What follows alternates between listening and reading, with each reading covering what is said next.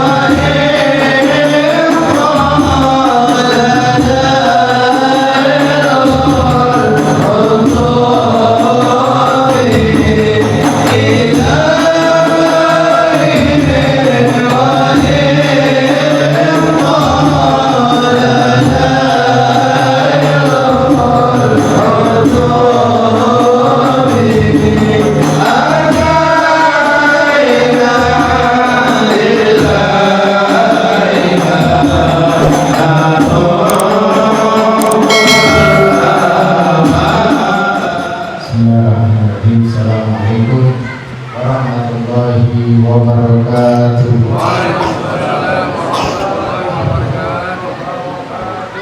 Alhamdulillahirabbil alamin. Allahumma shalli wa sallim ala sayyidina Muhammadin miftahil babi rahmatillah adada ma'afillah salatan wa salaman da'imin bidawamin mulkillah wa ala alihi wa sahbihi adada hulidaratin al-ghamar ma'aba'atu hadirin hadirat yang dirahmati Allah subhanahu wa ta'ala. Alhamdulillah, malam ini kita kumpul lagi di majelis yang mulia. Di setiap malam kita berkumpul untuk memperingati maulidnya baginda Nabi Muhammad SAW, yang mana tidak rusaknya kita, tidak henti-hentinya kita mendengar bagaimana tentang Nabi Muhammad, yang mana di dalam majelis tersebut menceritakan baginda Nabi Muhammad SAW dan lebih utama menambah kecintaan kita kepada baginda Nabi Muhammad SAW. Alhamdulillah di tengah-tengah kita sudah hadir orang tua kita minal habaib. Kita hormatilah Habib Dr. Rahman Ba'bud, Habib Ismail Ba'bud, Habib Adil Segap, Habib Hasan Segap,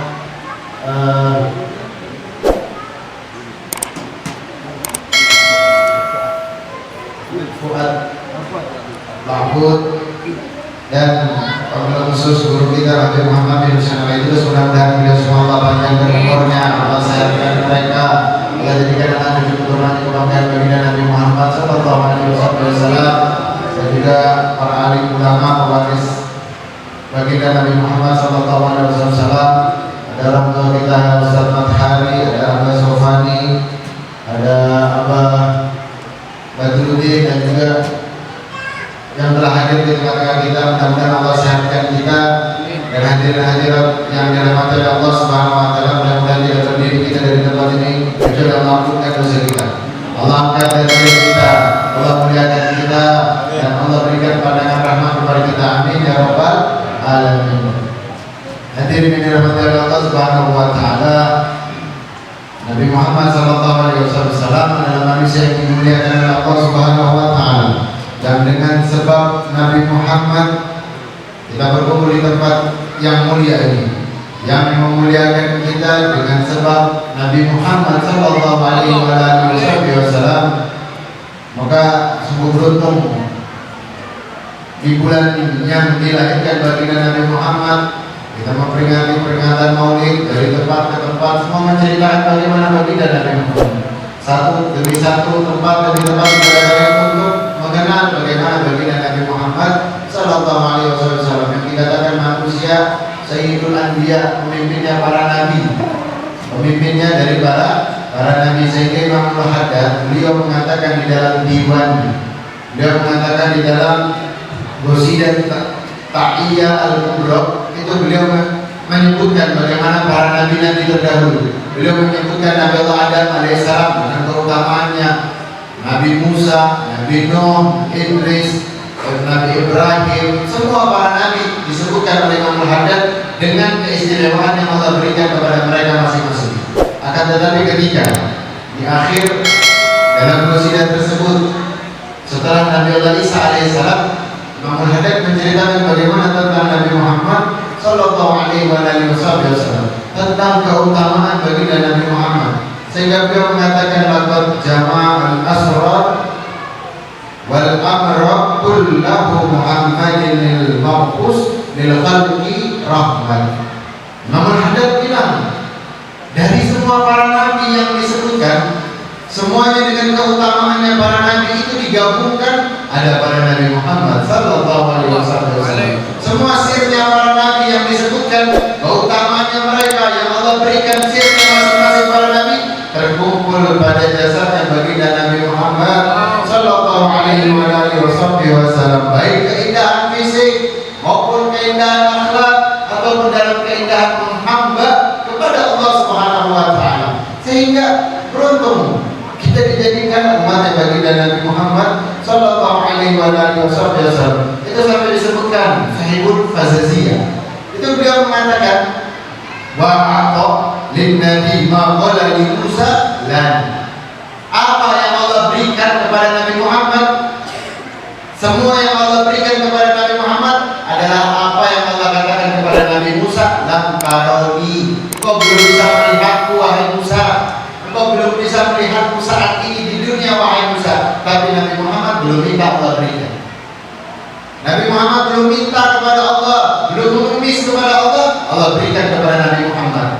berbeda dengan para nabi sebelumnya, yang mana mereka mengemis, mereka meminta kepada Allah, baru Allah berikan. Tapi Nabi Muhammad belum minta kepada Allah, sudah Allah berikan kepada baginda Nabi Muhammad Sallallahu Alaihi Wasallam. Sebagaimana disebutkan tentang keutamaan baginda Nabi Muhammad, beliau belum minta bertemu dengan Allah, belum memohon kepada Allah untuk melihat bagaimana keadaan, bagaimana Allah Subhanahu Wa Taala.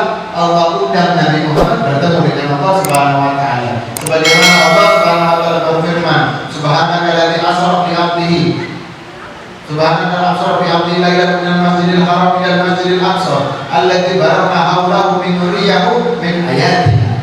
Allah berangkatkan, perjalankan bagaimana baginda Nabi Muhammad Sallallahu Alaihi Wasallam untuk, sebagaimana Imam Ahmad Marzuki beliau mengatakan, Nabi Muhammad menembus hijab demi hijab, datang di hadapannya Allah Subhanahu Wa Taala, hatta tashhadu zat ila zat, langsung melihat kepada Allah Subhanahu Wa Taala tanpa ada pembatas antara Nabi Muhammad Sallallahu Alaihi Wasallam dengan zatnya Allah Subhanahu Wa Taala. Sebagaimana Allah Subhanahu Wa Taala beliau mengisyaratkan di dalam Al-Qur'anul Karim, Allah Subhanahu Wa Taala mengatakan, ya ayuhan nabi inna arsalnaka syahidan wa mubasyiran wa nadziran.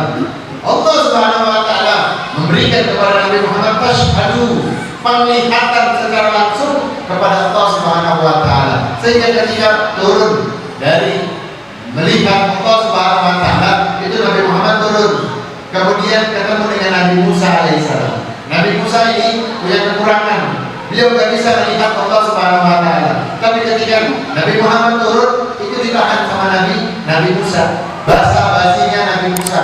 Nabi Musa punya basa-basi sama Nabi Muhammad, pengen bertahan, ditanya, Dave, gimana keadaannya? Apa yang Allah sampaikan? Guru ceritakan, dan Allah memerintahkan aku sholat 50 waktu. Kata Nabi Musa, coba minta lagi turunin. Pulang balik Nabi Muhammad minta kepada Allah, dan setiap turun ditahan sama Nabi Musa alaihissalam. Apa tujuan Nabi Musa nahan? Nabi Musa pengen lihat wajah Nabi Muhammad. Kenapa? Wajah Nabi Muhammad habis menghadap, melihat cahayanya Allah Subhanahu Wa Taala, sehingga bekas cahaya dari memandang Allah itu Nabi Musa pengen lihat di wajahnya baginda Nabi Muhammad Sallallahu Alaihi Wasallam. Sehingga kesenangan orang arifin, orang-orang dikasihnya Allah, mereka pada dahulu apa? Memandang wajah Nabi Muhammad, melihat wajah Nabi Muhammad. Itu disebutkan Sayyidina Abu Bakar As-Siddiq ketika beliau hijrah bersama Nabi Muhammad, di dalam perjalanan masuk dalam gua. Lantas di dalam gua tadi Sayyidina Abu Bakar As-Siddiq tutup semua lubang dengan ridahnya Sayyidina Abu Bakar. Ditutup satu demi satu sampai ada satu lubang yang tidak ditutup, sehingga masuk Nabi Muhammad, lubang tadi tidak tertutup, Sayyidina Abu Bakar menutupin pakai kakinya. Lantas ketika itu apa yang terjadi?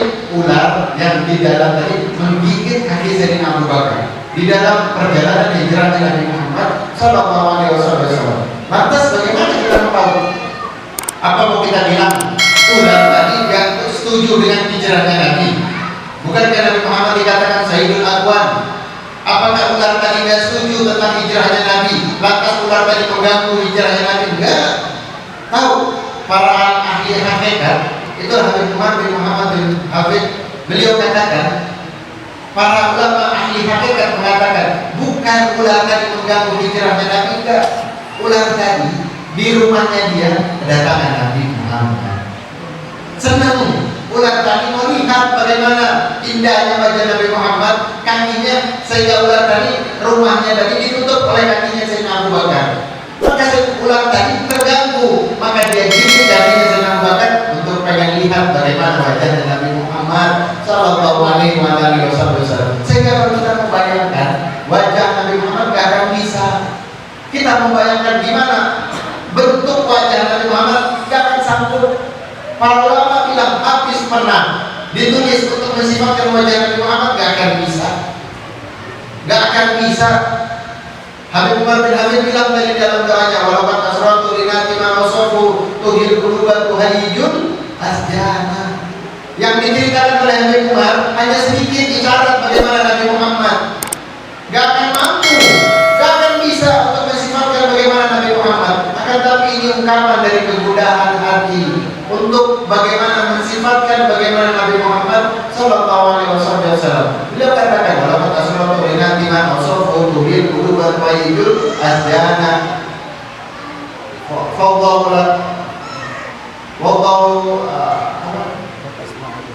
wallahu asna alaihi fa man yusabwi ala yakunu anana.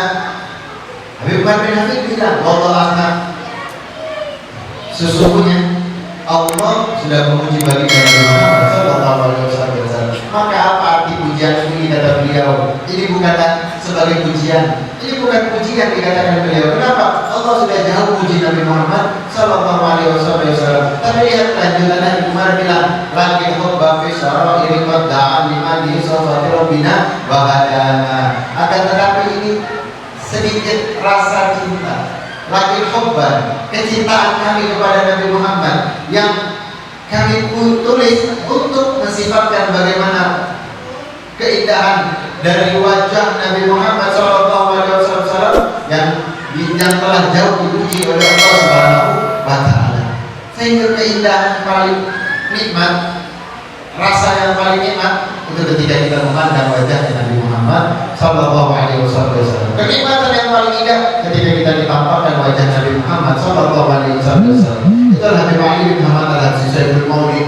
Beliau bilang di dalam perkataannya beliau katakan bahwa hiburan, orang dulu cari hiburan, tapi hiburan mereka bukan ke gunung, bukan nonton musik, bukan datangin sesuatu, enggak, tapi hiburan mereka orang dahulu melihat wajahnya Nabi Muhammad sallallahu alaihi wasallam, dan dengan memandang wajah Nabi Muhammad hilang semua kegundahan hatinya, hilang kesusahannya, hilang sumpahnya, hilang masalahnya. Kenapa? Memandang wajah Nabi Muhammad sallallahu alaihi wasallam. Maka tetapi beliau juga bilang, Syekhul Maulid bilang, apa yang ada pada Nabi Muhammad sallallahu alaihi wasallam, ya, Nabi Muhammad sallallahu alaihi wasallam itu ibarat sebuah pusaka yang ditutup rapi dan ditutup dengan kain selimut, dan tahu gak ada orang yang bisa membuka penutup tersebut. Kenapa? Kuncinya gak ada.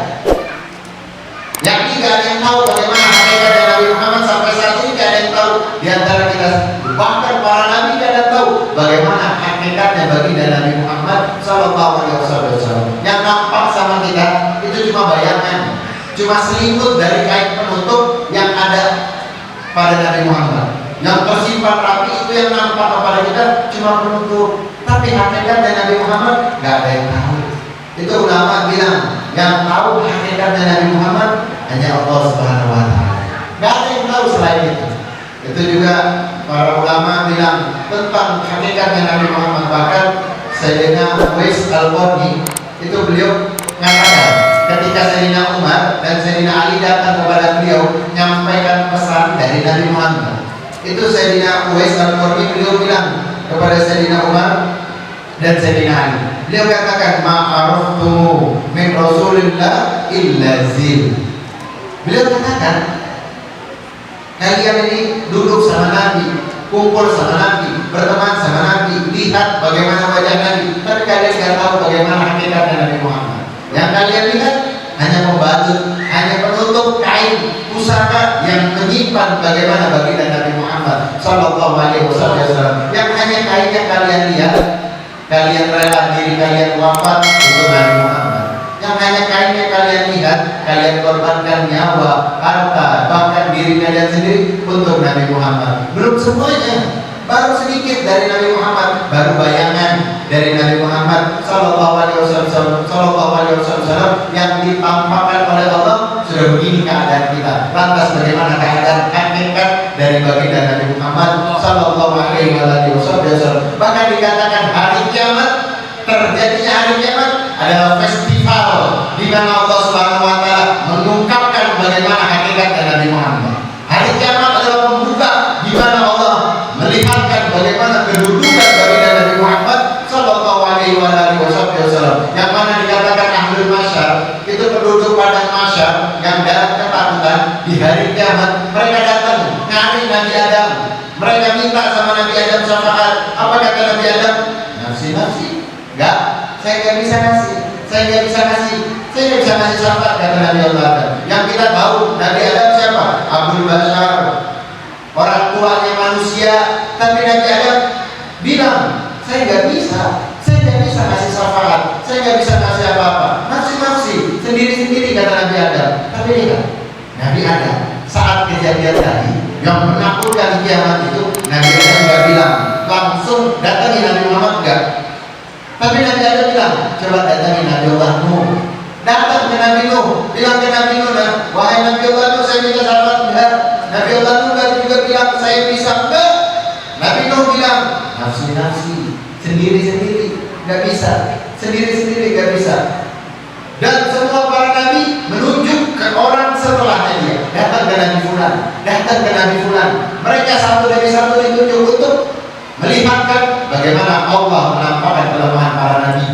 Allah lihatkan bagaimana kekurangan para nabi. Tidak ada yang bisa disatu masih sahabat. Tapi ketika Nabi Isa alaihissalam, Nabi Isa bilang, coba datang sama Nabi Muhammad, datangin Nabi Muhammad, saya nggak bisa ngasih syafaat.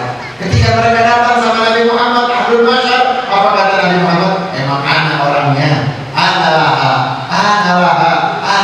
Memang anak orangnya, anak yang kita cari orangnya, emang anak. Ya, saya memang orang yang kalian cari dari tadi itu emang saya. Di saat Allah marah semarah-marahnya, Allah murka semurka-murkanya, dan dikatakan Allah gak pernah marah sampai seperti itu ketika di waktu tersebut. Tapi ketika di waktu marahnya Allah, itu tidak ada para nabi yang bisa ngomong sama Allah, tidak ada para nabi yang berani berbicara kepada Allah. Tapi Nabi Muhammad saat itu berbicara. Nabi Muhammad tersujud di hadapannya Allah, mengumandangkan mahamid, pujian-pujian yang mana Nabi Muhammad bilang, pujian yang aku berikan kepada Allah itu pujian yang belum pernah diilhamkan Sayyidina Jibril kepadaku. Sayyidina Jibril tidak pernah ngasih ilham kepadaku tentang pujian tadi. Artinya apa? Rahasia. Tinggal antara aku dan Allah yang tahu tentang pujian tadi. Akan tapi para ulama juga bilang, ada sebagian ahli ulama, para pembesar ulama yang Allah berikan mereka dengar apa pujian yang disampaikan Nabi Muhammad kepada Allah Subhanahu wa taala, sehingga Allah Subhanahu wa taala saat itu tidak jadi marah. Allah tenang. Kenapa? Melihat kekasihnya bersujud di hadapan Allah Subhanahu wa taala. Maka ayo tanamkan cinta kita sama Nabi Muhammad. Yang kita lihat baru sampulnya, belum seutuhnya Nabi Muhammad. Kenapa? Kalau kita mau bayangin Nabi Muhammad gak akan bisa. Ada di antara kita bisa, ketika kita mau bayangkan wajah Nabi Muhammad, kita tahu bagaimana bentuk lidahnya. Gak ada yang bisa. Ulama bilang, habis pena saya tulis sifatkan Nabi Muhammad, gak akan bisa. Apalagi kita membayangkan, kita belum pernah lihat Nabi, tapi paling tidak kita punya rindu, paling tidak kita punya cinta sama Nabi Muhammad yang mengantarkan kita al-mar'u ma'aman ahal. Seseorang itu akan bersama orang yang dia cintai. Ayo di bulan Maulid jangan sampai kendor cinta kita. Tanamkan terus cinta kita sama Nabi Muhammad. Apa yang membuat kita dekat dengan Nabi Muhammad? Jangan memandang orang dengan pandangan lemah. Jangan menilai orang lebih rendah daripada kita. Jangan menilai orang jauh rendah daripada kita. Allah, pandangan rendah terhadap orang lain membuat kita jauh sama Nabi Muhammad.